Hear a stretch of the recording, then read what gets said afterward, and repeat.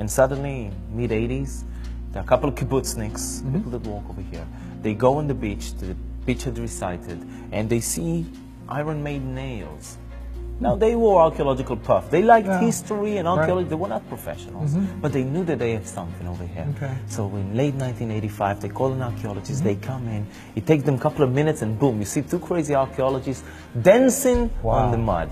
They found a 2,000-year-old boat. Carbon dated, it proved it. The timber that was found was the local timber at that time, and we find it all over. So what you see actually is a typical Jesus time boat. This is the exact boat that Peter would be on, and that they would come the storm with, when they would throw and cast the nets. This is exactly what they do. Wow, that's amazing. Now, really, this is just as important for the Jewish heritage as it is the Christian heritage as well, isn't it?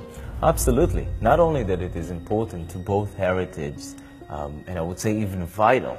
There is no differentiation between the culture that gave birth to Jesus' ministry, the time, and what you see here today.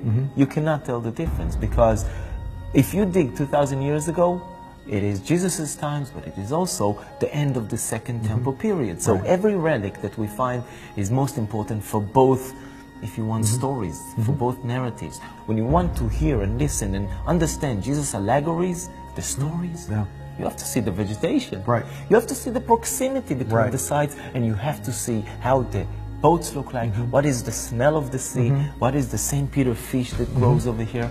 You have to experience that. Well, that's pretty amazing. Now, obviously the boat would have had sails and a mast to be able to go out on the water, but when the storms came up, it would have been very dangerous to be out in a boat this small out on the lake. Well, yes and no. Yes, it is that kind of boat. No, because the very beginning of the test of the occasion over there is, why do they have a storm to begin with? This is not a very wide boat. It is not a very wide boat. Wide boats would be in a very wavy areas. No, this is almost a big canoe. It is narrow. There were no big waves over here. This is in the middle of the valley. The very beginning is, why do they have the storm, which causes the time for Jesus to walk on water, to put down and quiet down the storm. This is the narrative.